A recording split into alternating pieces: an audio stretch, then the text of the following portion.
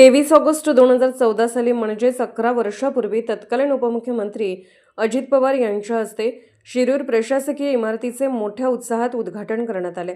सर्व प्रशासकीय विभागाची कार्यालये या वास्तूमध्ये आहेत। छान एलिव्हेशन असलेली ही इमारत त्यावेळी शहराचे आकर्षण बिंदू ठरली होती। मात्र काही महिन्यातच या इमारतीच्या स्वच्छतेचे 12 वाजल्याचे दिसून आले। साफसफाईची व्यवस्था नसल्याने सर्वत्र अस्वच्छतेचे चित्र निर्माण झाले। या इमारतीचे सध्याचे चित्र पाहता इमारतीच्या प्रवेशद्वारासमोर वाळूचे ढीग आढळून येत आहेत। गेली अनेक वर्षापासून जप्त केलेला हा साठा तिथे पडून असल्याने इमारतीची शोभाच गेली आहे। यामुळे इमारतीचे विद्रुपीकरण झाले आहे।